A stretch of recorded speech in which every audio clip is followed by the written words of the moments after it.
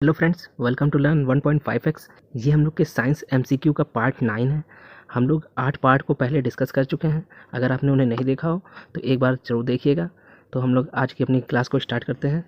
तो हमारा पहला क्वेश्चन है, क्वेश्चन क्या है, कृत्रिम उपग्रह के जरिए संचार के लिए किन तरंगों का प्रयोग किया जाता है?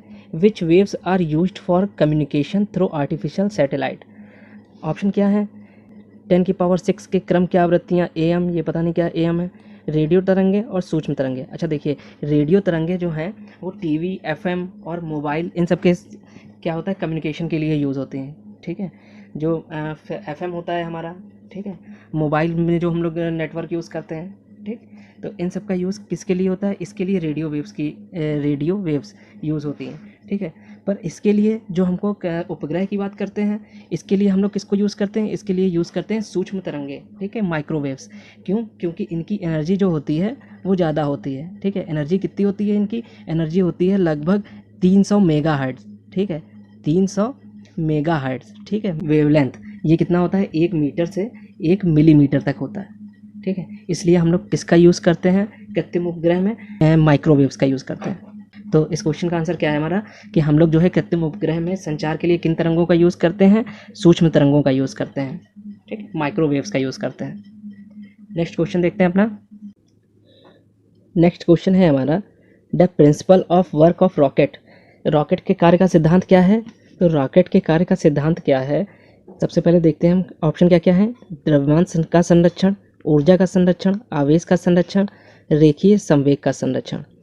तो सबसे पहले एक चीज़ और जान लेते हैं कि रॉकेट जो होता है हमारा, वो क्वेश्चन आता है कि न्यूटन के कौन से नियम पे काम करता है? तो रॉकेट हमारा न्यूटन के 3rd लॉ पे काम करता है। सबसे पहले सारे नियम लगते हैं, लेकिन जब कभी टिक करने का आएगा तो हम लोग को एक आंसर टिक करना होगा, तो हम लोग करेंगे न्यूटन का 3rd लॉ, क्रिया प्रतिक्रिया का नियम। ठीक है, तो न्यूटन के 3rd लॉ पे काम करता है, और इस क्वेश्चन के अकॉर्डिंग ये काम करता है रेखीय संवेग का संरक्षण। रेखीय संवेग का संरक्षण इस नियम पे काम करता है। अब रेखीय संवेग संरक्षण का नियम क्या होता है कि ये मान लीजिए कोई एक रॉकेट है, ठीक है, ये क्या है?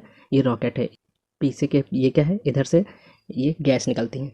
ठीक, मान लेते हैं इसका मास कितना है?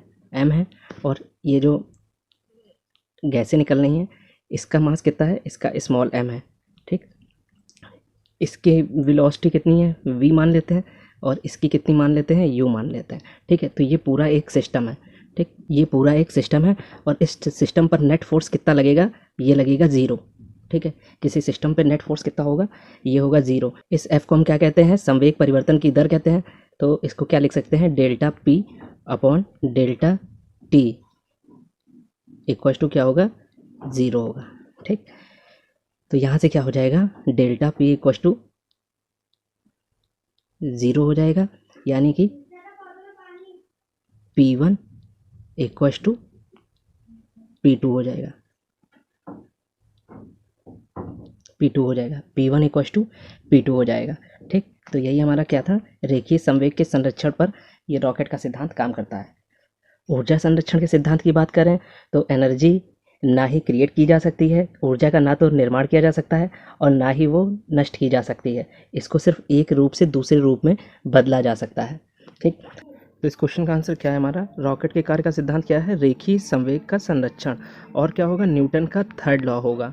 ठीक है, न्यूटन का क्या होगा? 3rd लॉ होगा। ठीक, तो चलते हैं अपने नेक्स्ट क्वेश्चन पे। नेक्स्ट क्वेश्चन है हमारा, कार्बोरेंडम इज़ द फॉलोइंग।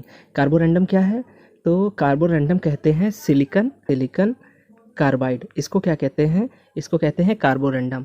ये क्या लिखा है हमारा? ये लिखा है CaC2, ये है कैल्शियम कार्बाइड। इसका यूज़ हम कब करते हैं? इसका यूज़ हम एसिटिलीन बनाने में करते हैं।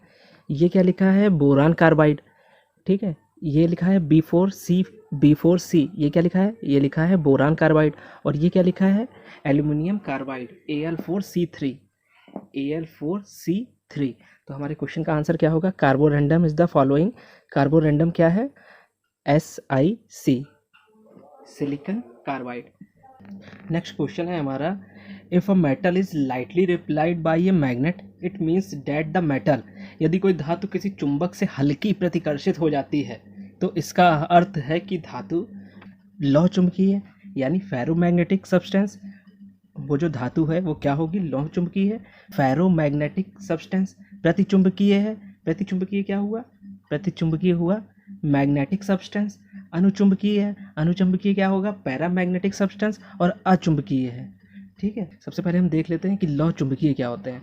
लौह चुंबकीय पदार्थ वो होते हैं कि ये चुंबक द्वारा प्रबल आकर्षित किए जाते हैं। कि मतलब मान लीजिए ये चुंबकीय क्षेत्र है, ठीक है, ये कोई चुंबकीय क्षेत्र है, इसमें कोई सब्सटेंस हुआ, ठीक है, तो ये क्या होगा? ये इसको बहुत तेज़ी से अपनी ओर आकर्षित करेंगे। तो ये कौन से पदार्थ होते हैं? ये होते हैं फेरोमैग्नेटिक सब्सटेंस। ये कौन कौन से होते हैं? ये जैसे आयरन हो गया, Fe, ठीक है, Fe, निकिल हो गया, ठीक है, ये होते हैं फेरोमैग्नेटिक सब्सटेंस। अब प्रतिचुंबकीय देख लेते हैं। ये पदार्थ चुंबकीय क्षेत्र में रखने पर चुंबकीय क्षेत्र के विपरीत दिशा में चुंबकित होते हैं। ये कोई चुंबकीय क्षेत्र है, ठीक है। उस चुंबकीय क्षेत्र में जब कोई पदार्थ, मान लीजिए ये हमने रखा, तो क्या होता है कि जब इस चुंबकीय क्षेत्र में कोई पदार्थ रखते हैं तो ये चुंबकीय क्षेत्र के विपरीत दिशा में, ठीक है, इसके अपोजिट डायरेक्शन में, ठीक है, मैग्नेटाइज होता है, ठीक है। ये कौन सा होता है? ये होता है प्रतिचुंबकीय पदार्थ, मतलब मैग्नेटिक सब्सटेंस। प्रतिचुंबकीय यानी कि मैग्नेटिक सब्सटेंस, ठीक है। तो इसमें क्या होता है कि जब किसी चुंबकीय क्षेत्र में ये पदार्थ रखते हैं तो ये चुंबकीय क्षेत्र की विपरीत दिशा में, अपोजिट साइड में मैग्नेटाइज हो जाता है, ठीक है।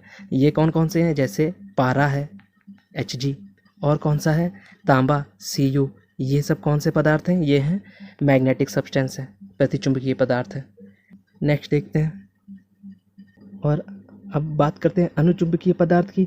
अनुचुंबकीय पदार्थ क्या होते हैं कि जो चुंबकीय क्षेत्र में, ये चुंबकीय क्षेत्र है, इन चुंबकीय क्षेत्र में वो पदार्थ रखते हैं अगर, तो वो क्या होते हैं? बहुत ही हल्के बल से, ठीक है, मतलब बहुत ही हल्का चुंबक के क्षेत्र में आकर्षित होते हैं, ठीक है, बस बहुत हल्का सा, ठीक है, तो बहुत हल्का सा आकर्षित होते हैं। ये कौन से होते हैं? ये होते हैं अनुचुंबकीय, ठीक है।